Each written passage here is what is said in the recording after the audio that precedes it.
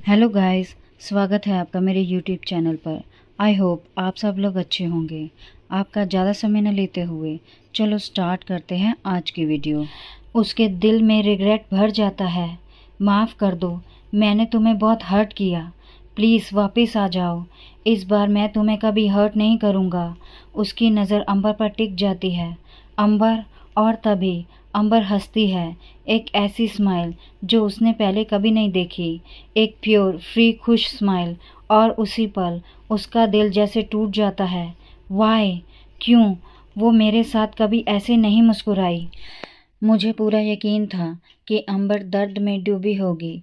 उसके गायब होने के बाद मेरे दिमाग में बस वही आखिरी सीन रह गया था, वो पल जब उसने खुद को पानी में फेंक दिया, जैसे उसने सब कुछ छोड़ दिया हो। लेकिन जो अंबर मैंने वहाँ देखी वो वैसी बिल्कुल नहीं थी। वो मुस्कुरा रही थी, एक ऐसी मुस्कान जो उसने मुझे कभी नहीं दिखाई, इतनी ब्राइट, इतनी डार्जिलिंग कि मैं अपनी नज़रें हटा ही नहीं पाया। और तभी सच मेरे सामने साफ हो गया। अंबर बस एक ही चीज़ चाहती थी, अपनी अनहैप्पीनेस से दूर जाना और थोड़ा सा ही सही खुश होना। लेकिन उसके वो शब्द मैंने पहले ही बहुत सह लिया है। वो लाइन जो मैंने हज़ारों बार याद की थी फिर से मेरे दिल पर भारी पड़ने लगी, जैसे कोई अंदर से कह रहा हो, तुम ही हो जिसने अंबर को दुख दिया और अब फिर से उसे उसी अंधेरे में खींचना चाहते हो। How shameless. नो, बस करो। वो अपने ही थॉट को रोकता है। ये सब बेकार है। मुझे बस उसे वापस लाना है और सब कुछ फिर से शुरू करना है। इस बार मैं सही करूँगा। उसके मन में एक फैंटेसी बनती है।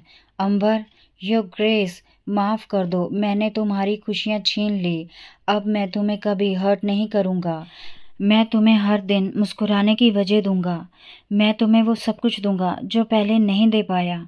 बस वापस आ जाओ। लेकिन अचानक उसे एहसास होता है ये सब बस एक फ्यूटल डिल्यूजन है। मैंने कभी ये सोचा ही नहीं कि शायद अंबर सब कुछ भूल चुकी हो और किसी और के साथ खुश हो।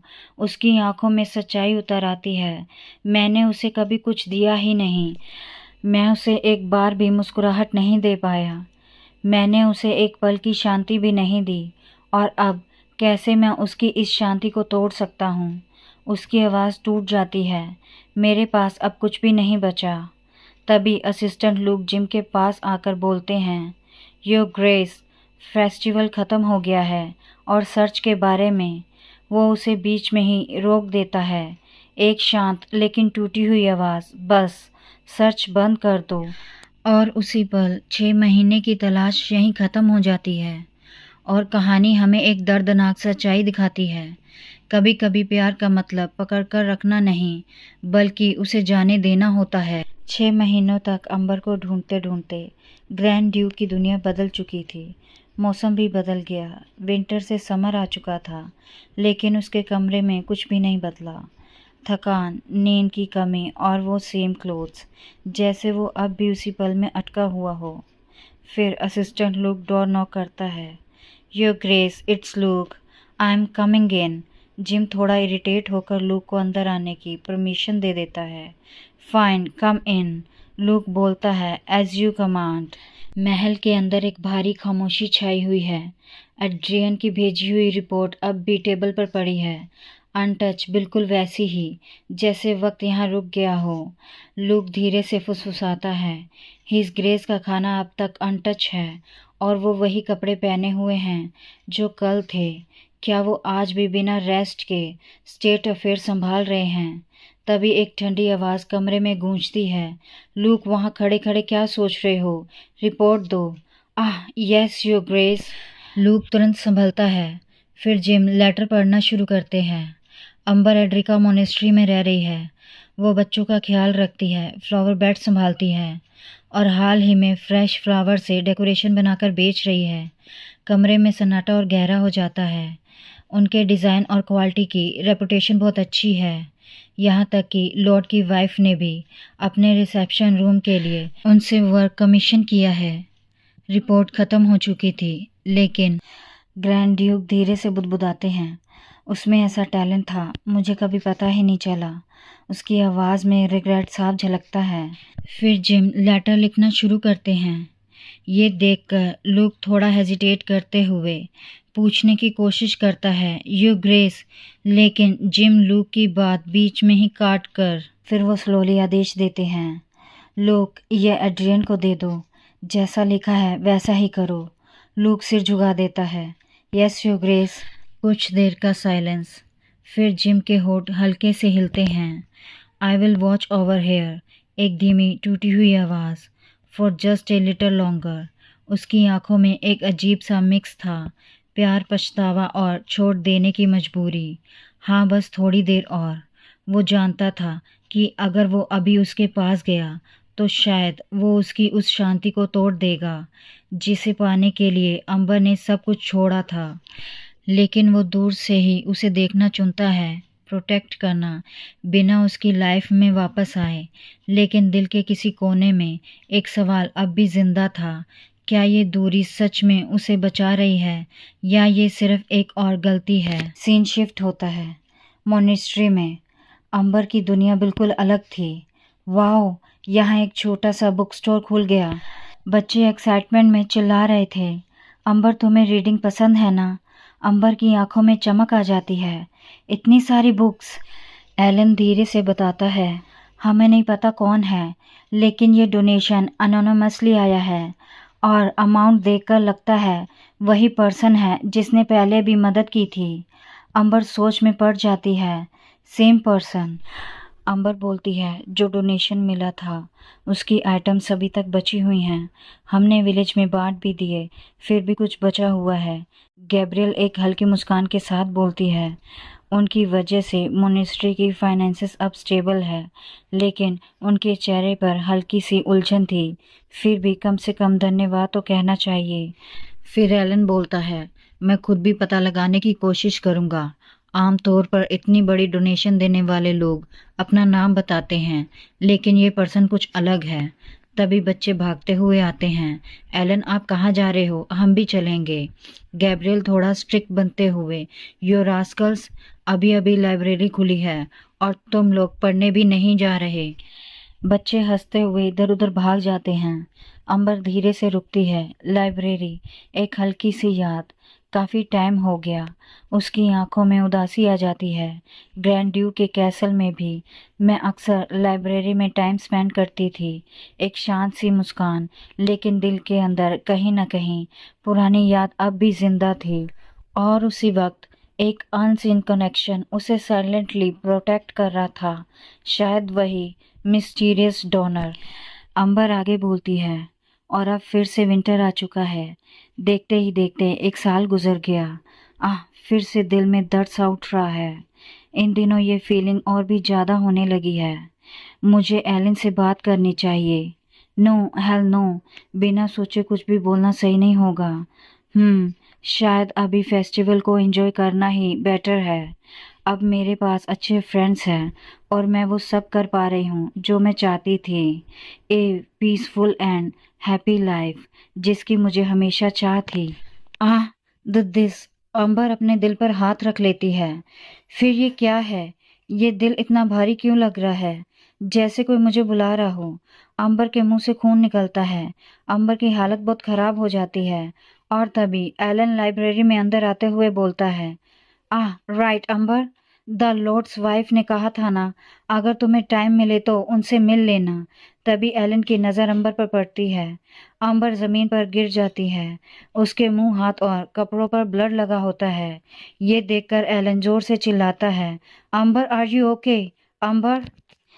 एलन भागकर अंबर के पास आता है और उसे अपनी बाहों में ले लेता है। एलन देखता है कि अचानक उसकी हालत इतनी खराब हो गई थी कि वो खून खांस रही थी। एलन की आंखों में डर साफ दिख रहा था। ये नहीं हो सकता, जल्दी मुझे उसे हील करना होगा। वो तुरंत अपनी डिवाइन पावर इस्तेमाल करता है। तभी चारों तरफ तेज रोशनी चमकती है। लेकिन क्या? मेरी डिवाइन पावर रिपेल हो गई। एक पल के लिए सब कुछ रुक जाता है। अंबर कमज़ोर आवाज़ में एलन को पुकारती है, एलन। अंबर बेहोशी की हालत में ही एलन की शर्ट कसकर पकड़ लेती है। एलन तुरंत उसके पास झुकता है। हाँ अंबर, मैं यही हूँ, तुम ठीक हो जाओगी, एवरीथिंग विल बी फाइन। लेकिन उसकी आवाज़ में खुद यकीन नहीं था। सीन शिफ्ट होता है। अंबर एक रूम में बेड पर लेटी हुई थी और डॉक्टर उसे चेक कर रहा था। एलन और गैब्रियल पास ही खड़े घबराहट और बेचैनी में सब देख रहे थे। फिर डॉक्टर की आवाज़ आती है, पेशेंट की हालत वेल। डॉक्टर की बात खत्म होते ही गैब्रियल बोल पड़ती है, मैं इतनी वरिड हो गई थी कि मैंने डॉक्टर को बुला लिया। फिर एलन को याद आता है उसके पास बर्ड आया था और वो बोल रहा था, लेकिन शायद इससे कुछ फर्क नहीं पड़ेगा। एलन शॉक में, क्या मतलब? बर्ड धीरे से आगे बोलता है, एलन मुझे महसूस हो रहा है अंबर की डिवाइन पावर धीरे धीरे वापस मेरी तरफ फ्लो हो रही है। एलन की आंखें फैल जाती हैं। अगर ऐसा ही चलता रहा तो अंबर की जान खतरे में पड़ जाएगी। और सबसे डरावनी बात, फादर थॉमस जो इस पावर के ओरिजिनल ऑनर थे, उन्हें भी इसका कारण नहीं पता। अब सिचुएशन पूरी तरह आउट ऑफ कंट्रोल थी।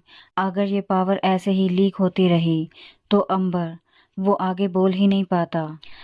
तभी डॉक्टर कामली बोलता है, सिम्टम से लग रहा है कि ये बुखार के साथ साथ गंभीर सर्दी जुकाम है। मैं फीवर की मेडिसिन प्रिस्क्राइब कर देता हूँ। एलन उसे देखता है क्योंकि वो जानता था ये कोई सिंपल बीमारी नहीं है, ये कुछ और ही था, कुछ ऐसा जो धीरे धीरे अंबर को उससे छीन रहा था। और जाते जाते डॉक्टर बोलता है, and please keep her warm. Scene shift होता है। बाहर धूप खिली हुई थी। एलन अंबर के पास बैठा था, अपनी ही सोच में गुम, और अंबर कमजोर हालत में बेड पर बैठी हुई खिड़की के बाहर देख रही थी। अचानक अंबर धीरे से बोलती है, एलन। अंबर की आवाज़ सुन के एलन अपने ख्यालों से बाहर आता है। यस अंबर। अंबर बिना मुड़े ही पूछती है, मेरे अंदर अब कितनी डिवाइन पावर बची है? एलन एक पल के लिए चुप हो जाता है। अंबर खुद ही आगे बोलती है, मुझे कुछ समय से महसूस हो रहा है मेरे दिल में जो डिवाइन पावर सील थी वो धीरे धीरे खत्म हो रही है। एलन गहरी सांस लेता है। आई सी, ये तुम्हारा शरीर है तो तुम्हें पता चलना स्वाभाविक है। उसकी आवाज़ भारी हो जाती है। फिलहाल तुम्हें बिल्कुल भी डिवाइन पावर यूज़ नहीं करनी चाहिए, कम से कम लीकेज को स्लो करने के लिए। एलन अंदर ही अंदर टूट रहा था। वो खुद में ही बुदबुदाता है, मैं खुद को कर्ज करता हूँ, मुझे ही उसे ये बात बतानी पड़ रही है। फिर एलन आगे बोलता है, हम इसे पूरी तरह रोक नहीं सकते, लेकिन अगर तुम एक साथ ज़्यादा पावर यूज़ नहीं करोगी तो तुम्हारी हालत अचानक ख़राब नहीं होगी। लेकिन ये शब्द कहते हुए एलन खुद ही अंदर से बिखर रहा था। वो अपने मन में सोचता है, मैं आखिरकार चाहता क्या था जब मैंने उसे वहाँ से भगाया था? क्या मैं नहीं चाहता था कि वो लंबी खुशहाल जिंदगी जिए? उसके दिमाग में मेमोरीज फ्लैश होने लगती है। सिर्फ उसका फेस्टिवल देखना, हर दिन उसके साथ वॉक करना, फूल सजाना और उसकी मदद करना, इन सब से मैंने खुद को ये सोचकर भ्रमित कर लिया कि मैंने अपना फ़र्ज़ पूरा कर दिया है। लेकिन सच्चाई उससे कहीं ज़्यादा दर्दनाक थी। एलन की आवाज़ टूट जाती है, आई एम सॉरी, मैं तुम्हारे किसी काम नहीं आ पाया। अंबर धीरे से मुस्कुराती है, एक कमज़ोर लेकिन सच्ची मुस्कान। It's okay Elon. उस एक लाइन में कोई शिकायत नहीं थी, कोई गुस्सा नहीं था, बस एक गहरा अपनापन था, और यही एलन के दिल को और भी ज़्यादा तोड़ देता है। अंबर हल्की मुस्कान के साथ धीरे से कहती है, ये कहना झूठ होगा कि मुझे डर नहीं लगता, बट मैं अपने प्रीशियस मोमेंट्स को यूं ही वरी में वेस्ट नहीं करना चाहती। इस मोनेस्ट्री में बिताया हर दिन मेरे लिए बहुत कीमती है, इसलिए मैं चाहती हूँ कि जैसे अब तक जी रही हूँ वैसे ही पीसफुली जीती रहूँ। एलन उसे चुपचाप देखता है। अंबर, उसकी आवाज़ में हेजिटेशन है, अगर पॉसिबल होता तो मैं हमेशा तुम्हारे पास ही रहता। लेकिन फिर वो खुद को संभालता है, लेकिन मैं यूं खाली बैठ नहीं सकता। मैं इलियन टेम्पल वापस जाऊंगा और इन्वेस्टिगेशन करूंगा। उसकी आंखों में डिटर्मिनेशन आ जाता है। प्राचीन समय में प्रीस्ट की डिवाइन पावर गोड्स तक पहुंचती थी। अगर मैं उस एरा के रिकॉर्ड्स देखूं तो शायद कोई सोल्यूशन मिल जाए। I'll definitely find it. Everything will be fine. अंबर उसे सॉफ्टली देखती है। एलन एलन फिर हल्की मुस्कान के साथ कहता है, मैंने तुम्हें बताया था ना, तुम वो हो जिसे गॉड खुद प्यार करता है, तो वरी मत करो, सब कुछ ठीक हो जाएगा। और फिर एलन जाने की सारी तैयारियां कर लेता है और बिना देर किए इलियन टेम्पल के लिए निकल जाता है। Scene shift. अंबर अपने रूम में बेड पर बैठी फ्लावर से कुछ बना रही होती है और खुद में बुदबुदाती है, my daily life as promise to him. Amber की जिंदगी फिर से शांत हो जाती है। दिन धीरे धीरे पीसफुली बीतने लगते हैं। गैब्रियल रूम में आते हुए थोड़ा डांट कर कहती है, ओह माय गुडनेस अंबर, तुमने बिल्कुल रेस्ट नहीं किया। अंबर कैजुअली जवाब देती है, ये तो बस मैनुअल वर्क है। लेकिन गैब्रियल सीरियस हो जाती है, मैं बस वरीड हूँ कि तुम फिर से कोलैप्स ना हो जाओ। फिर वो कुछ याद करके कहती है, ओह मैं ये बताने आई थी, एक डिवोटेड ने एक डॉक्टर रेकमेंड किया है, वो काफ़ी स्किल्ड बताया जाता है और बाहर इंतज़ार कर रहा है। अंबर थोड़ी हेजिटेट, डॉक्टर, क्या इससे कुछ होगा? ये कोई नॉर्मल इलनेस तो है नहीं, पिछली बार भी चेकअप से कुछ नहीं हुआ। अगर इस बार भी कुछ नहीं हुआ तो गैब्रियल को बुरा लगेगा। डॉक्टर अंदर आता है, कुछ देर ऑब्जर्व करता है और फिर कामली कहता है, लगता है आपको हार्ट कंडीशन है।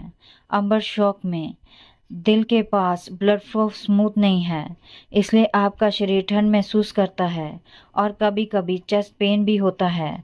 अंबर अंदर ही अंदर हैरान, ओह माय गुडनेस, उसने बिल्कुल सही बताया, उसे डिवाइन पावर के बारे में पता भी नहीं, फिर भी उसने सिम्टम्स परफेक्टली डिस्क्राइब कर दिए।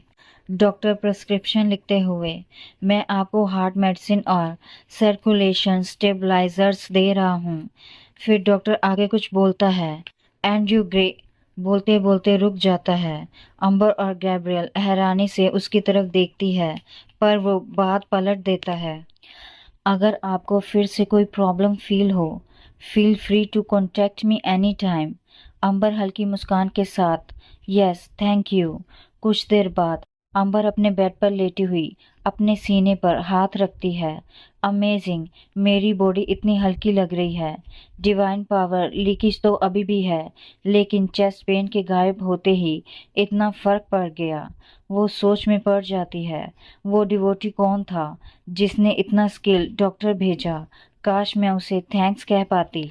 सीन शिफ्ट, रॉयल पैलेस, एक हैवी एटमॉस्फेयर। आजकल ग्रैंड ड्यूक को इंपीरियल इवेंट्स में अक्सर देखना अच्छा लग रहा है। जिम कामली जवाब देता है, मैं बस अपनी ड्यूटी निभा रहा हूँ। इंपीरियल हल्का मुस्कुराता है, हाँ ड्यूटी सबसे इम्पोर्टेंट चीज़। फिर उसकी आवाज़ सीरियस हो जाती है, तुम्हारी वाइफ को गायब हुए 1 साल से ज़्यादा हो गया है। जिम अपनी मुट्ठी कस लेता है और अपने गुस्से को छिपाते हुए बोलता है, यस योर मैजेस्टी। इंपीरियर आगे बोलता है, तुम डिचेस की सीट को हमेशा खाली नहीं छोड़ सकते, तुम अकेले ये रिस्पॉन्सिबिलिटी नहीं संभाल सकते। ये सुनते ही मार्कस इल्वा बोल पड़ता है, योर मैजेस्टी प्लीज वेट। लेकिन इंपीरियर उसे इग्नोर कर देता है, मैं जल्दी ही कुछ यंग लेडी से तुम्हारी मुलाकात अरेंज कराऊंगा, और वैसे भी एक साधारण मार्कस की बेटी मेरे नेफ्यू के लायक नहीं थी। ये सुनते ही कमरा ठंडा पड़ जाता है। इंपीरियर आगे बोलता है, तुम्हारे लिए एक योग्य डिचेस मैं खुद चुनूंगा। जिम स्माइल करते हुए बोलता है, as you wish your majesty. Marcus उस कमरे से निकलने के बाद बहुत गुस्से में था। वो बोलता है, ये कैसे हो सकता है, मुझे इस तरह ट्रीट किया जा रहा है। फिर एक अलग रूम में मार्कस गुस्से में चीज़ें फेंक रहा है और बोलता है, this is impossible, it can't be. Imperial मेरे साथ ऐसा कैसे कर सकता है?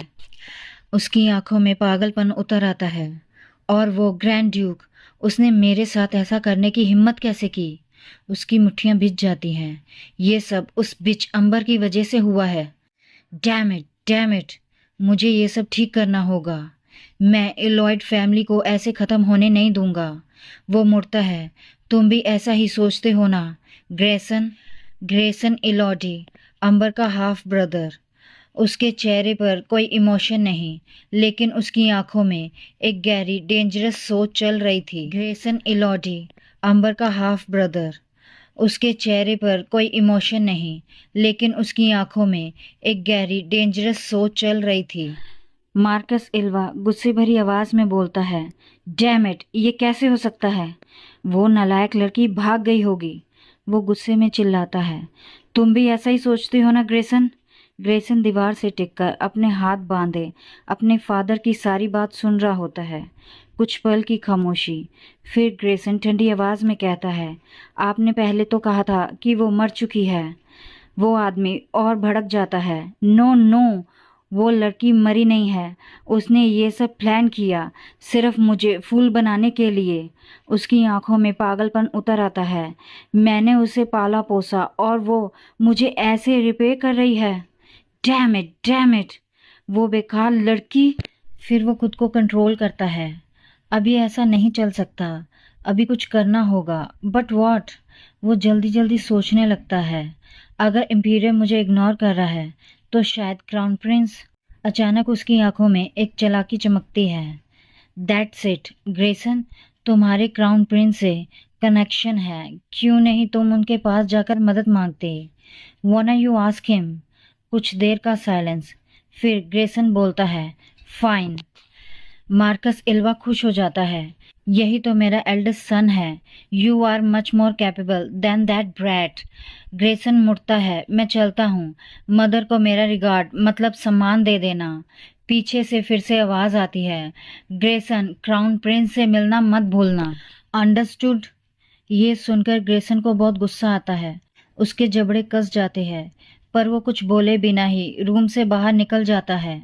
सामने एक सर्वेंट खड़ा उसका वेट कर रहा था और वो बोलता है, यंग मास्टर, मैडम की हालत ठीक नहीं है, क्या जाने से पहले उनसे मिल लेंगे? ग्रेसन सर्वेंट की तरफ देखता है, फिर बिना कुछ बोले आगे बढ़ जाता है। सर्वेंट पीछे से आवाज लगाता है, यंग मास्टर, पर ग्रेसन सर्वेंट को इग्नोर कर देता है। Scene shift. कैरेज में बैठा ग्रेसन मन में बुदबुदाता है, aren't they the ones who started this mess? Why do I have to clean it all up? Grayson खिड़की से बाहर देखते हुए सोचने लगता है, अम्बर मेरी हाफ सिस्टर, हम क्लोज नहीं थे, लेकिन जब वो ग्रैंड डिचेस बनी मुझे लगा वो खुश होगी, लेकिन ऐसा नहीं था। हमारे पेरेंट्स ट्रैश थे। फ्लैशबैक, फादर बाहर से नोबल लेकिन अंदर से लेक्चर्स और वायलेंट। मदर अपना गुस्सा बच्चों पर निकालती थी।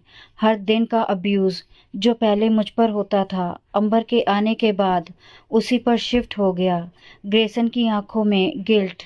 एक बात सही थी, अंबर खुद भाग गई और उसने सही किया। इस कर्स फैमिली में वो कभी पीसफुल नहीं रह सकती थी। कुछ देर का साइलेंस, लेकिन ये सब कहने का हक भी मुझे नहीं, क्योंकि मैं उसे प्रोटेक्ट नहीं कर पाया। Scene shift. कैसल में जिम आता है। सामने से असिस्टेंट लोग बोलते हैं, आप आ गए यू ग्रेस? जिम आंसर करता है, यस। फिर असिस्टेंट लोग बोलते हैं, जब आप कैपिटल में थे एड्रियन की रिपोर्ट आई। फिर लुक जिम को वो लेटर देता है।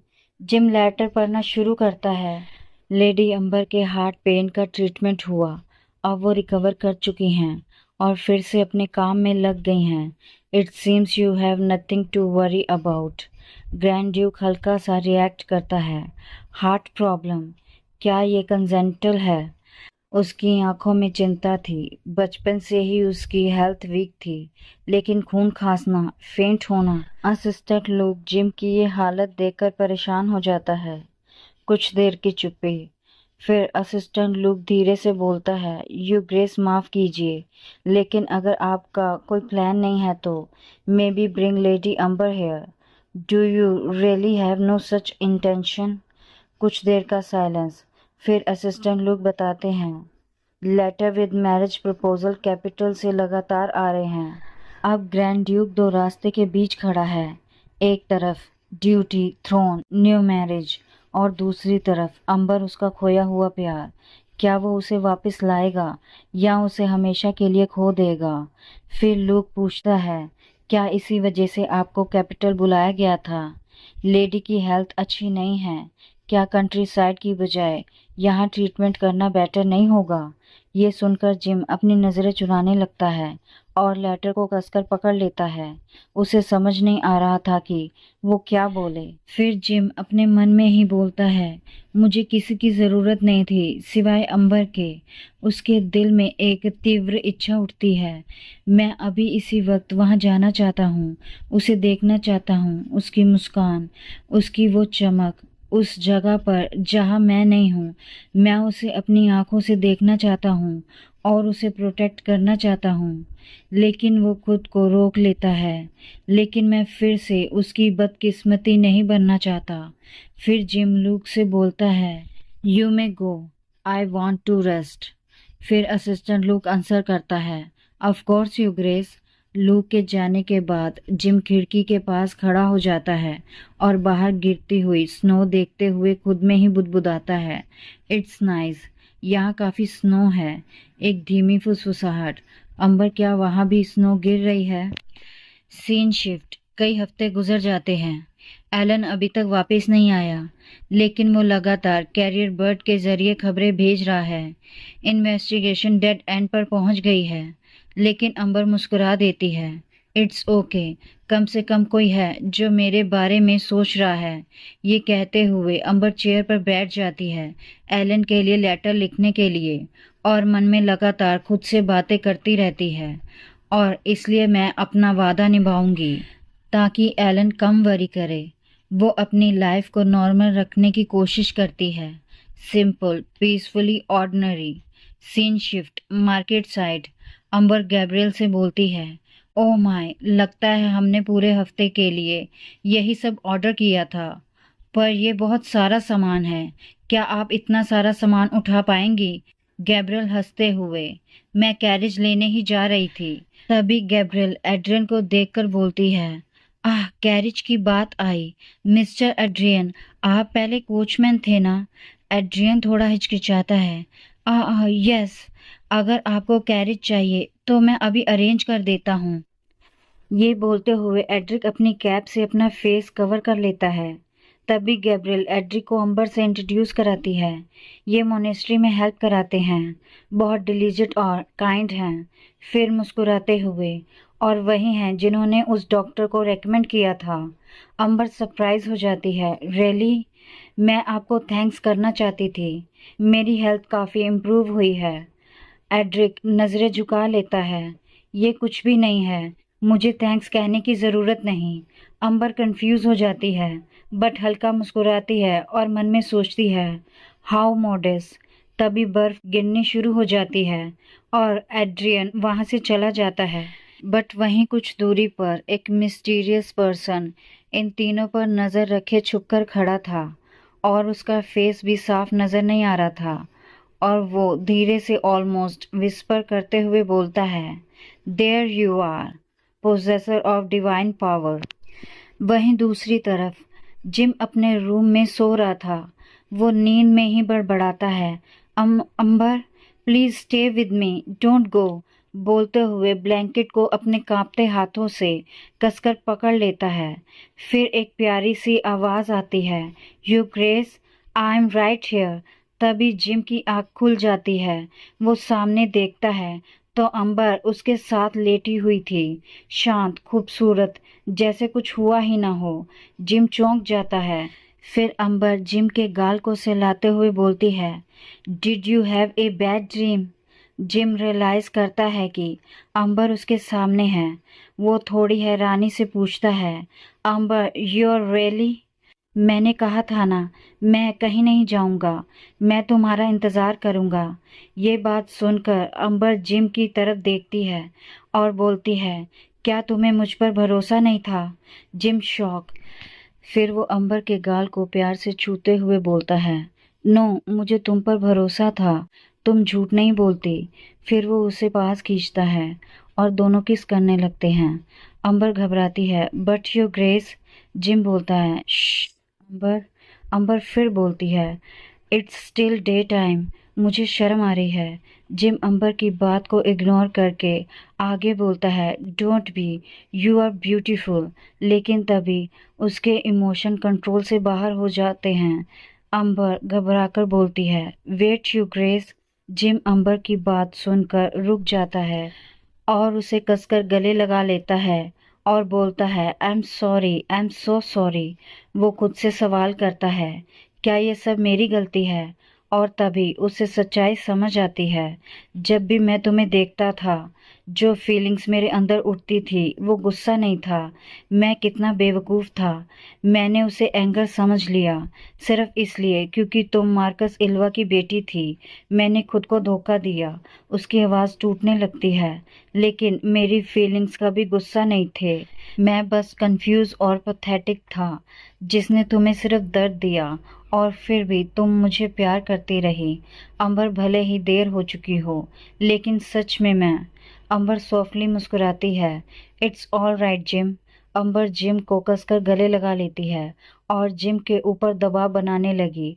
जिम को पेन होने लगता है और वो शॉक में था। उसे समझ नहीं आ रहा था कि अंबर ऐसा बिहेव क्यों कर रही है। वो अंबर को आवाज़ लगाता है और उसे रुकने को बोलता है, पर अंबर आगे बोलती है, डोंट वरी, मैं तुम्हारी फीलिंग्स एक्सेप्ट करती हूँ। जिम फिर उसे रोकने के लिए उसका नाम लेता है। अंबर अंबर आगे बोलती है, because this is just a dream.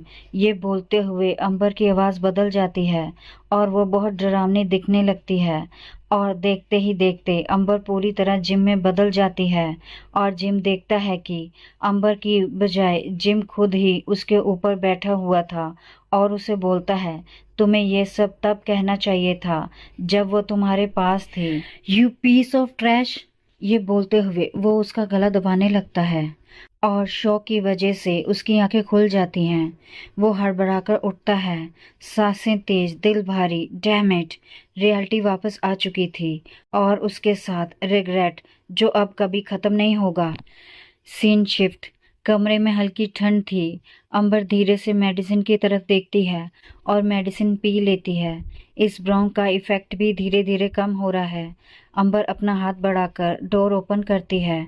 वो गहरी सांस लेती है और अपने मन में सोचती है, मेक ए सेंस, क्योंकि हमने अपनी प्रॉब्लम डिवाइन पावर को तो स्लो ही नहीं किया। बिना मेडिसिन के मेरे लिए नॉर्मल लाइफ जीना भी मुश्किल हो जाएगा। फिर गैब्रियल की आवाज़ आती है, दैट्स स्ट्रेंज, वो तो सुबह तक आने वाला था, क्या कुछ हुआ? गैब्रियल की आवाज़ सुनकर अंबर सामने देखती है। गैब्रियल एड्रियन से बात कर रही थी। एड्रियन गैब्रियल को तुरंत शांत कराता है, इतनी चिंता मत कीजिए। The knight always stand guard all night at this time of year. Amber फिर भी अनईजी। गैब्रियल पॉल, सब ठीक है ना? एड्रियन सिर हिलाता है, यस मिस अंबर, बस सर जेरमी जो कल गए थे अभी तक वापस नहीं आए। अंबर चौंक जाती है। सर जेरमी होली नाइट जो मठ की रक्षा करते हैं, ये इस टाइम ऑफ ईयर का क्या मतलब है? गैब्रियल समझाती है, विंटर में मॉन्स्टर ज़्यादा एक्टिव हो जाते हैं। नाइट्स और विलेज के लोग फॉरेस्ट में प्रैक्टिकली रहते हैं सबको प्रोटेक्ट करने के लिए। बट एड्रियन बोलता है, हर साल ऐसा होता है, इसलिए ओवरथिंक मत करो। लेकिन अंबर के दिल में बेचैनी बढ़ती जाती है। वो धीरे से सोचती है, मॉन्स्टर, और तभी एक पुरानी याद। ग्रैंड ड्यूक भी हर विंटर कैसल छोड़कर उन्हें हंट करने जाते थे, तो यहाँ भी वही सिस्टम है। एक पल के लिए उसका दिल कहीं और चला जाता है। आई वंडर वो कैसे होंगे। फिर वो खुद को रोक लेती है, नो, मैं ये क्या सोच रही हूँ। वो खुद को संभालती है, शायद आज मोनिस्ट्री में रहना ही बेटर होगा, लेकिन मुझे ऑर्डर डिलीवर करना है। एड्रियन हंसते हुए, नो नो काम डाउन, मैंने कहा ना सब नॉर्मल है। फिर अचानक गैब्रियल बोलती है, ओह एक और बात, मिस्टर एड्रियन ने जो कैरेज बुलाई थी वो बाहर रेडी है, लेकिन उसने मैसेज भेजा है कि उसे कुछ अर्जेंट वर्क आ गया तो आज कोई दूसरा कोचमैन कैरेज चलाएगा। अंबर थोड़ा कंफ्यूज्ड, रियली? मुझे लगा वो बस शाई है। फिर सब कैरेज के पास आ जाते हैं। अंबर कोचमैन को देखकर सोचती है, मुझे ऐसा क्यों लग रहा है कि मैंने उसे कहीं पहले देखा है। मे बी मैं इमेजिन कर रही हूँ। इतना बोलकर अंबर कैरेज में बैठकर वहाँ से चली जाती है। कैरेज जाते ही गैब्रियल दोनों बच्चों से बोलती है, ऑल राइट किड्स, अब खाना खाओ और सो जाओ। बच्चे खुश होकर गैब्रियल को बोलते हैं, यस। एड्रियन दीवार के पीछे छुपकर सब सुन रहा था। कैरेज के जाने के बाद एड्रियन रिपोर्ट लिखना स्टार्ट कर देता है। आज मौसम अलग था, बारिश हो रही थी। अंबर ने अपना खाना खाकर क्वाइटली मेडिसिन ले ली और फिर कैरेज लेकर बाहर निकल गई सामान डिलीवर करने। लेटर फिनिश करने के बाद एड्रियन अपने मन में सोचता है, जब बात यहाँ तक आ ही गई है तो शायद यही सही होगा कि मैं उन्हें मुझे ले जाने दूँ, और ग्रैंड डिचेस को भी ऑफ कोर्स। एड्रियन ऊपर आसमान की ओर देखता है। बादल गरज रहे थे। ये देखकर एड्रियन फिर बोलता है, फिर से स्नो आने वाली है। मैं तो तंग आ गया हूँ। बस स्प्रिंग आए और मैं कैस्टल वापस जाऊँ। और तभी अचानक एड्रियन चौंक जाता है। ये क्या था? क्या ये मेन गेट की तरफ से आई है? एक चीख, इतनी शांत जगह में इतनी डरावनी स्क्रीम। एड्रियन भागते हुए मन में सोचता है, आखिर हो क्या रहा है। Scene cut. कुछ अननोन लोग डार्क ऑरा के साथ अंदर आते हैं और उनमें से एक बोलता है, यहाँ कोई भी डिवाइन पावर वाला नहीं है। रोज और थायो उसे देखकर डर जाते हैं और गैब्रियल को कसकर पकड़ लेते हैं। गैब्रियल भी बहुत डर जाती है और कुछ बोल ही नहीं पाती। वो अननोन पर्सन गंदी सी हंसी हंसते हुए आगे बोलता है, हमें तो कुछ और ही बताया गया था। और वो एक विलेज के आदमी को मार देता है, उसकी पीठ में अपनी स्वॉर्ड घुसाकर। और गैब्रियल बच्चों के साथ अपनी पीठ फेर लेती है। और वो अननोन पर्सन गैब्रियल से पूछता है, प्रीस्ट कहाँ हैं? होली नाइट कहाँ हैं? गैब्रियल बहुत डर जाती है और कोई जवाब नहीं दे पाती। ये देखकर वो आदमी आगे बोलता है, वेल देन हमें दूसरा तरीका अपनाना पड़ेगा। उसकी नज़र एक बच्चे पर पड़ती है। A child blood will do. पहले इसे ले चलते हैं। एड्रियन ये सब छुप कर देख रहा होता है और मन में सोचता है, ब्लड किस लिए? ब्लैक मैजिक मॉन्स्टर को सम्मन करने के लिए। एड्रियन की आंखें फैल जाती है। तो ये रेनेफ किंगडम के बचे हुए लोग हैं। अब सिचुएशन क्लियर है। ये कोई नॉर्मल अटैक नहीं, ये प्लान हत्याकांड है। और सबसे बड़ा खतरा, पूरा विलेज डेंजर में है। कुछ मिनट पहले कैरेज तेजी से आगे बढ़ रही थी, बारिश और ठंडी हवा के बीच। कोचमैन पीछे मुड़कर कहता है, मिस, रोड शायद फ्रीज हो चुकी है। मैं थोड़ा स्पीड बढ़ा रहा हूँ, थोड़ा बम्पिंग होगा। Hold on tight. अचानक कैरेज जोर से हिलती है। अंबर कोचमैन से पूछती है, are you all right? What happened? बोलते बोलते रुक जाती है। अंबर की नज़र कैरेज के बाहर जाती है। अंबर डर जाती है। ए मॉन्स्टर बोलकर अपने हाथों को मुंह पर रख लेती है। मॉन्स्टर के मुंह और पंजे पर खून लगा था। उसकी आइज और बॉडी में से पिंक लाइट निकल रही थी। वो देखने में बहुत डरावना लग रहा था। अंबर अपने मन में सोचती है, इतना पास विलेज के। उसका दिल तेज धड़कने लगता है। डोंट टेल मी नाइट हार गए, दैट कांट बी। वो मॉन्स्टर अपना मुंह खोले अंबर को घूर रहा था। अंबर डर के मारे कांप रही थी। उसे समझ नहीं आ रहा था कि हो क्या रहा है यहाँ। फिर अचानक मॉन्स्टर कैरेज को पलट देता है, जिससे अंबर गिर जाती है और उसे सिर पर चोट आती है। आह, मुझे चक्कर आ रहे हैं। शायद सिर टकराया और मैं कुछ देर के लिए बेहोश हो गई। फिर वो अपने मन में सोचती है, वो राक्षस आखिर था क्या? वो खुद को संभालती है। अभी सोचने का टाइम नहीं है, मुझे यहाँ से निकलना होगा। लेकिन तभी अंबर को एक डरावनी आवाज़ सुनाई देती है। कोई अननोन आदमी मॉन्स्टर को कामली फीड कर रहा है। यस यस, जितना चाहो खाओ, यू कट लिटिल थिंग। फिर उसकी नज़र कैरेज पर पड़ती है। जो कैरेज के अंदर है तुम्हें वो भी चाहिए? You have to hold back on that, क्योंकि उसका एक स्पेशल यूज़ है। Well, I can smell something delicious too, so I understand why are you getting excited. It's very very sweet, fresh divine power की खुशबू, एक living being की delicious scent. तभी वो डरावनी आवाज़ धीरे धीरे और पास आती जा रही थी। फिर अचानक कैरेज का डोर तोड़कर वो सामने आ जाता है और बेहद डरावनी आवाज़ में बोलता है, फाउंड यू। अंबर शौक में डर से अंदर तक कांप जाती है। वो what is the trying to do? Amber का हाथ एक कांच के टुकड़े पर पड़ता है। वो मन में सोचती है, नो, मैं ऐसे ड्रैग नहीं हो सकती, और उस कांच के टुकड़े को कसकर पकड़ लेती है। लेकिन तभी वो अननोन पर्सन अपनी ठंडी और खतरनाक आवाज में बोलता है, नाउ बिहेव योरसेल्फ मिस। मैं इतनी प्रीशियस बॉडी पर स्कार्स नहीं डालना चाहता। और तभी अंबर अपनी पूरी ताकत से उस अननोन पर्सन के फेस पर कांच के टुकड़े से वार कर देती है। उस अननोन पर्सन के फेस से खून निकलने लगता है और वो बहुत तेज चिल्लाता है और गुस्से में बोलता है, यू लिटिल वेंच। अंबर मौका देखकर कैरेज से बाहर निकल जाती है। बाहर ठंड और मौत जैसा सन्नाटा। अंबर पूरी ताकत से भाग रही थी। It worked. मुझे अभी भागना होगा। इस मौके पर उसकी सांसें तेज, दिल धड़क रहा था, लेकिन जाऊं कहाँ? चारों तरफ सिर्फ लंबी खाली रोड। यहाँ छिपने की कोई जगह नहीं है। अंबर अभी सोच ही रही थी कि अचानक पीछे से वो मॉन्स्टर हमला कर देता है। अंबर जमीन पर पेट के बल गिर जाती है और मॉन्स्टर अंबर के ऊपर चढ़ जाता है। अंबर अपना सिर घुमाकर पीछे देखती है। उसके पीछे वही डरावना मॉन्स्टर था।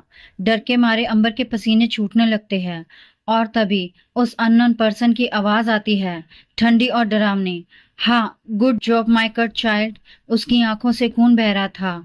फिर वो अंबर से बोलता है, to think you try to run away after doing this to my eyes. वो हंसता है, नॉर्मली मैं तुम्हारे टुकड़े टुकड़े कर देता।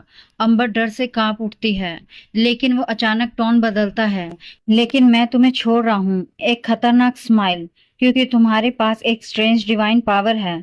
अंबर की आंखें फैल जाती हैं। तुम मेरे काम आ सकती हो एज ए सेक्रीफाइस। अंबर की सांसें तेज, आंखों में डर। इस सेक्रीफाइस अंबर अब सिर्फ खतरे में नहीं, वो एक टारगेट बन चुकी है। वो शौक में उसे घूरती है। डोंट टेल मी, क्या तुम रेफनर किंगडम के ब्लैक मैजिक यूजर हो? उसकी आवाज कांपती है। क्या तुम फिर से इनोसेंट लोगों को यूज करोगे जैसे वॉर के टाइम किया था, मॉन्स्टर की आर्मी बनाने के लिए? वो आदमी धीरे से मुस्कुराता है, एक खतरनाक ठंडी मुस्कान। तुम जितनी दिखती हो उससे ज्यादा स्मार्ट हो मिस। फिर उसकी आवाज और डार्क हो जाती है, लेकिन अब इसका कोई मतलब नहीं। फिर वो आगे बोलता है, हाँ तुम सही हो। अगर तुम्हारे जैसे स्पेशल पावर वाले इंसान को सेक्रीफाइस के रूप में इस्तेमाल करूं, तो रिजल्ट और भी पावरफुल होगा। अंबर का दिल जैसे रुक जाता है, लेकिन फिर वो आदमी एक और शॉकिंग बात कहता है, अगर किसी को ब्लेम करना है तो इंफीरियर के ग्रैंड ड्यूक जिम को करो। अगर उस बास्टर्ड ने हमें कुचला ना होता तो हम यहाँ तक नहीं पहुंचते। वो अंबर को उसकी बाजू से पकड़ के उठाता है। अंबर की हालत बेहद खराब होती है। वो अंबर की बाजू और कसकर पकड़ लेता है। अंबर की आंखें फैल जाती हैं। वो अपने मन में सोचती है, ग्रैंड ड्यूक, उनका नाम यहाँ क्यों? उसके दिमाग में सवाल दौड़ने लगते हैं। क्या ये लोग एक और वॉर शुरू करने वाले हैं? अब सिचुएशन और भी खतरनाक हो चुकी है।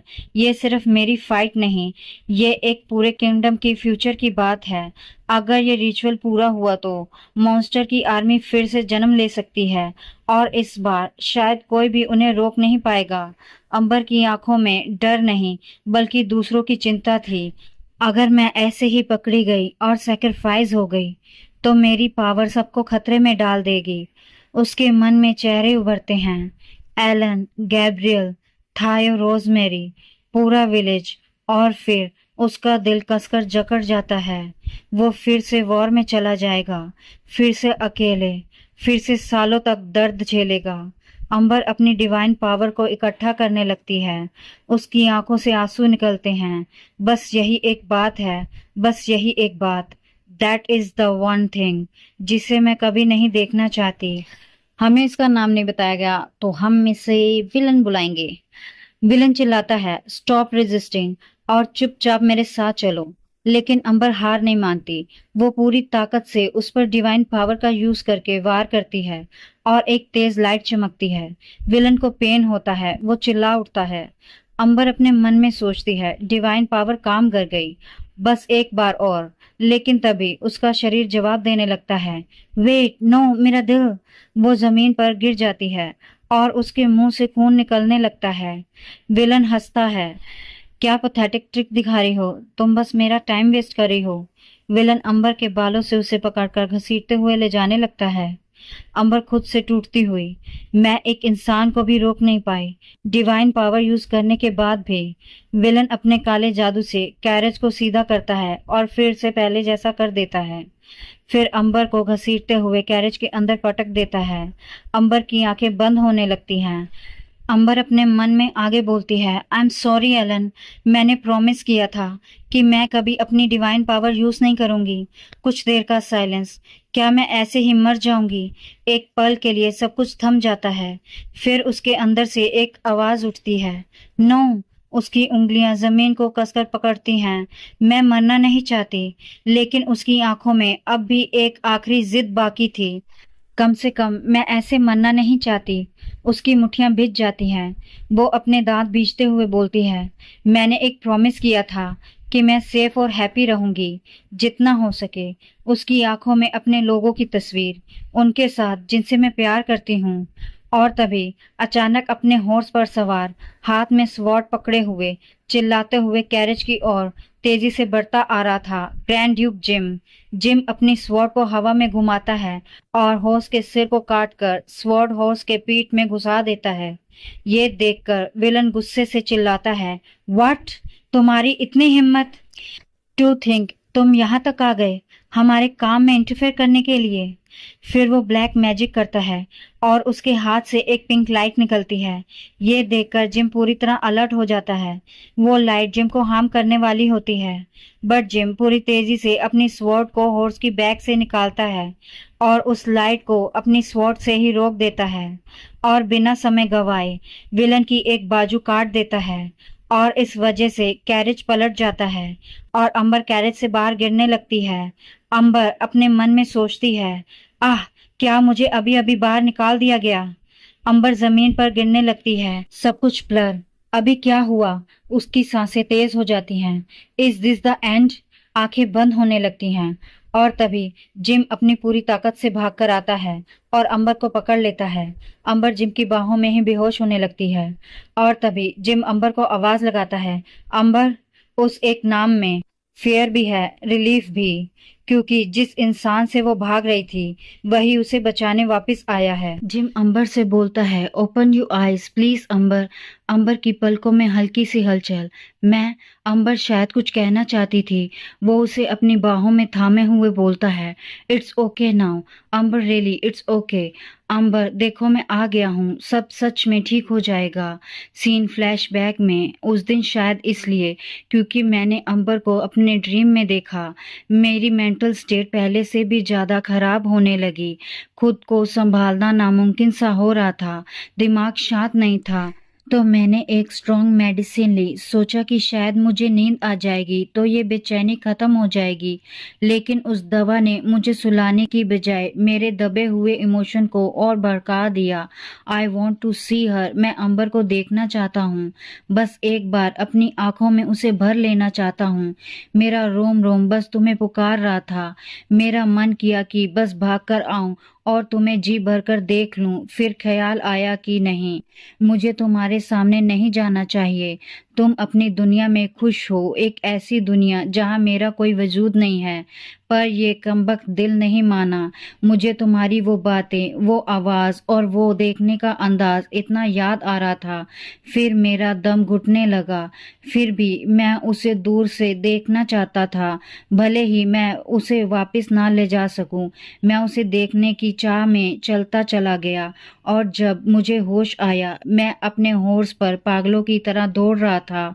जब मैं वहां पहुंचा, वो जगह एक अराजल नर्क में बदल गई थी और तब तक कई लोग मर चुके थे। हर जगह मॉन्स्टर, खून, विनाश। और तभी एक नाइट आया, योर ग्रेस्ट। मॉन्स्टर ने मोनेस्ट्री पर हमला कर दिया और सबको मार दिया। मैं ये सब देखकर होश खो चुका था। वो नाइट मुझे पुकारता रहा, मगर योर ग्रेस, मैं उस हालत में नहीं था कि उसकी बात समझ पाता। मुझे याद भी नहीं मैं किस हालत में दौड़ रहा था। जैसे एक पागल शिकारी, जो भी मॉन्स्टर सामने आया मैंने उसे काट डाला, जिसने पागलों की तरह गांव पर कब्जा कर लिया था। मैंने एक धुंधले निशान का पीछा किया और मुझे वो मिल गई। I found her. विलन कहता है, माई आर्म्स। और मैंने महसूस किया, यू बास्टर्ड, फिर से हमारे साथ ऐसा कर रहे हो। जिम बोलता है, मुझे उसे जाने ही नहीं देना चाहिए था। विलन गुस्से में चिल्लाता है, ग्रैंड ड्यूक जिम, तुम हमें और कितना इंसल्ट करोगे? तुम इंपीरियर के पपेट हो जो खुद के डिसीजन भी नहीं ले सकता। हम तुम्हें कुचल देंगे और इंपीरियर का सिर ले लेंगे। ग्रैंड ड्यूक धीरे से बोलता है, ऑनेस्टली मुझे फर्क नहीं पड़ता तुम इम्पीरियर के साथ क्या करते हो। मैं ये सब उन बास्टर्स से नहीं सुनना चाहता जो अपनी सो कॉल्ड मैजिक रिसर्च के लिए इनोसेंट लोगों को सेक्रीफाइस करते हैं। तुम चाहे जितना स्ट्रगल करो, रेनेफ ऑलरेडी खत्म हो चुका है। और सबसे बड़ी बात, जिस पल तुमने मेरी वाइफ को छुआ तुम्हारा अंत तय हो गया। अंबर के मुंह से एक हल्की सी आवाज निकलती है, तुमसे डील करना टाइम वेस्ट करना है। मैंने तुम्हारा आर्म काट दिया है, अब तुम मैजिक सर्कल भी नहीं बना पाओगे। तुम्हें बाद में मार दूंगा। विलन गुस्से में चिल्लाता है, यू बास्टर्ड, तुम अंत तक कमीने ही रहे। अभी मार डालो मुझे, क्या हम तुम्हारे लिए मजाक हैं? Grand Duke gym. विलन हंसता है, आई सी, तो ये तुम्हारी वाइफ है, यानी हर ग्रेस द ग्रैंड डिचेज। उसकी नजर अंबर पर जाती है, भीगी हुई जख्मी जमीन पर गिरी हुई। वो ताना मारता है, लेकिन ये कैसी हालत है उसकी, इतनी शैबी स्टेट में। और तुम कहाँ थे जब तुम्हारी ग्रैंड डिचेस बिना प्रोटेक्शन के यहाँ जमीन पर पड़ी थी? ये शब्द सीधे ग्रैंड ड्यूक के दिल में लगते हैं, क्योंकि ये सच था और यही सच अब उसके गुस्से को और बढ़ा रहा था। विलन बोलता है, तुम्हें देखना चाहिए था जब वो मॉन्स्टर को देखकर कांप रही थी जैसे कोई डरी हुई चूही। उसकी चीखें कितनी पैथेटिक थी। ग्रैंड ड्यूक की आंखों में गुस्सा भड़क उठा। अब समझ आया, वो तुमसे भागी थी है ना, और तुम उसके पीछे पीछे दौड़ रहे थे। वो टीसिंग वॉइस में बोलता है, look at you lover boy. Grand Duke gym, लेकिन क्या करोगे? जिम का हाथ उसकी स्वॉर्ड पर कस गया। विलन बोलता है, उसकी हालत देखकर वो जल्द ही मरने वाली है ना? हम इस सिम्टम्स को अच्छी तरह जानते हैं। उसकी डिवाइन पावर। जिम उसकी इतनी बकवास सुनकर परेशान हो गया। बस फिर क्या था, उसने विलन की गर्दन काट दी। जिम बोलता है, बुलशट, वो नहीं मरेगी, क्योंकि मैं ऐसा होने नहीं दूंगा। 3 डे लेटर्स, एंड्रिका मोनेस्ट्री और पास के गांव पर हुए हमले के बाद की स्थिति। मैंने नाइट्स के भरोसे छोड़ दी और होली किंगडम के पास एक रियासत में चला गया। मैं उसे ग्रैंड ड्यूक कैसल में ले जाने के लिए बेताब था, लेकिन अंबर इस हालत में भी नहीं थी कि इतना लंबा ट्रैवल कर सके। मैं क्लिनिक का काम हमेशा के लिए लूप पर नहीं छोड़ सकता, और चूंकि रेनफ के बचे कुचे लोगों से मिलने की पुष्टि हो गई है, तो एम्पीरियर कोई ऑर्डर जारी कर सकते हैं। हालांकि अभी मेरे लिए अंबर से ज्यादा कुछ भी इम्पोर्टेंट नहीं। डॉक्टर अंबर की पल्स चेक करके बोलते हैं, मैं उसकी पल्स फील नहीं कर पा रहा, जैसे ब्लड फ्लो कहीं ब्लॉक हो गया हो। अभी बेस्ट यही है कि उसे मेडिसिन दी जाए और वेट किया जाए। जिम बोलता है, राइट, अंडरस्टैंड, तुम जा सकते हो। डॉक्टर ओके बोलकर वहां से चला गया। जिम अंबर के पास बैठकर बोलता है, अंबर 3 दिन हो गए। वो उसके ठंडे हाथ को पकड़कर, तुम बहुत ठंडी हो, आंखें कब खोलोगी? तुम इतनी पास हो फिर भी मैं तुम्हारी आंखों में देख नहीं पा रहा। अंबर बेहोशी की हालत में खांसती है। जिम बोलता है, अंबर। वो उसे संभालता है, ये लो धीरे धीरे पियो। जिम अंबर को पानी पिलाने की कोशिश कर रहा था, बट बेहोश होने के कारण अंबर पानी पी नहीं पाती और पानी अंबर के मुंह से बाहर निकल गया। ये देखकर जिम खुद के मुंह में पानी भरकर अंबर को पिलाने लगा और सोचने लगा, जब अंबर होश में आएगी तो बोलेगी, तुम मुझे ढूंढने क्यों आए? क्या मैं कभी तुम्हारी वाइफ भी थी? जो भी दुख मैंने झेले वो काफी नहीं थे। जिम बोलता है, नो, अब ये मैटर नहीं करता अगर तुम ये दोबारा भी कहो, क्योंकि अब मैं तुम्हें जाने नहीं दूंगा। नेक्स्ट सीन, कैरेज में अंबर जिम की गोद में बेहोशी की हालत में लेटी थी और जिम बोलता है, जहां हम जा रहे हैं ड्यूक कैसल उस मोनेस्ट्री जैसा है जहां हम अभी रुके थे। मुझे उम्मीद है तुम्हें पसंद आएगा। Location south Forman empire, Forman villa. Luke villa के अंदर खड़ा होकर सर्वेंट्स को इतनी हड़बड़ी में काम करता देख रहा है। तभी एड्रियन लूक के पास आकर बोलता है, इतनी पुरानी जगह को रेडी करना आसान नहीं है, लेकिन हीज ग्रेस उसे यहाँ क्यों लाए? कैस्टल ज्यादा कन्वीनियंट होता। लूक बोलता है, हीज ग्रेस शायद ये सोच रहे हैं कि जब हर ग्रेस जागेंगी तब क्या होगा। अंबर की हालत धीरे धीरे इम्प्रूव हो रही थी, उसकी ब्रीथिंग नॉर्मल हो गई। बॉडी टेम्परेचर भी स्टेबल हो गया, लेकिन उनकी कॉन्शसनेस अभी तक वापस नहीं आई। इसलिए ग्रैंड ड्यूक ने एक फैसला लिया एम्पायर वापस लौटने का, लेकिन ग्रैंड डचीज के कैसल में नहीं, बल्कि साउथ के एक वाइट विला में, जो सालों से यूज ही नहीं हुआ था, क्योंकि ग्रेस द ग्रैंड ड्यूक के लिए अभी भी न्यू मैरिज प्रपोजल आ रहे हैं। अगर उन्हें ऐसी सिचुएशन में कैसल ले जाया जाता तो एक बड़ा बवाल खड़ा हो जाता। एड्रियन बोलता है, हाँ ये बात तो सही है। लूक एड्रियन से पूछता है, by the way Adrian, holy kingdom में हर ग्रेस कैसे रहती थी? एड्रियन बोलता है, जैसे रिपोर्ट में लिखा है बिल्कुल वैसे ही। लूक बोलता है, नहीं वो सब नहीं, क्या आपको उनकी पर्सनल लाइफ के बारे में और कुछ नहीं पता? एड्रियन बोलता है, पर्सनल लाइफ? लूक समझाता है, जब वो जागेंगी तो कंफ्यूज होंगी। अगर हीज ग्रेस खुद उन्हें एक्सप्लेन करे तो शायद वो सिचुएशन एक्सेप्ट कर ले। लूक इमेजिन करता है, अगर वो रोई नहीं तो राहत की बात होगी। जिस ग्रैंड ड्यूक को मैं जानता हूँ वो इतने अफेक्शनेट नहीं है, सो चाहे छोटी सी बात ही क्यों ना हो, मुझे ऐसी इंफॉर्मेशन चाहिए जो एक क्लू बन सके, जो हर ग्रेस का दिल जीतने में मदद करे। एड्रियन बोलता है, yes that's right, her grace बहुत अच्छी थी। फ्लावर डेकोरेशन में ये रिपोर्ट में था, क्योंकि ये एक रिपोर्ट थी इसलिए मैंने इसे जितना हो सके डिटेल में लिखा। हाँ, लेकिन वो बस छोटी चीजें नहीं बनाती थी, वो इतनी फेमस थी कि पूरे विलेज में उनके चर्चे थे। अगर उनकी हेल्थ ठीक होती तो वो अपनी शॉप खोल सकती थी। लूक रिपोर्ट पढ़ते हुए बोलता है, क्या ये ऐसा है? मैं समझ गया, तो एक बड़ा फ्लावर गार्डन और ग्रीन हाउस बनाना चाहिए। एड्रियन बोलता है, और एक बात जो मैंने रिपोर्ट में नहीं लिखी। लूक रिपोर्ट पढ़ते हुए बोलता है, ठीक है आगे बोलो। एड्रियन नर्वस वॉइस में, रूमर थे कि उस प्रीस्ट और हर ग्रेस के बीच कुछ अनयूजुअल था। ये सुनते ही लूक की हालत देखने वाली थी। हाय बेचारा, कितना शौक में था, उसका तो पेन भी टूट गया। लूक शौक में बोलता है, व्हाट डिड यू से? तुमने क्या कहा? एड्रियन बोलता है, मैंने कहा रूमर्स। वो बस रूमर्स थे, मैंने इसकी रिपोर्ट इसलिए नहीं की क्योंकि मुझे इसकी सच्चाई पर डाउट था। लूक गुस्से में एड्रियन को मारते हुए बोलता है, नॉनसेंस मत बोलो, एग्जैक्ट बताओ क्या रूमर्स थे?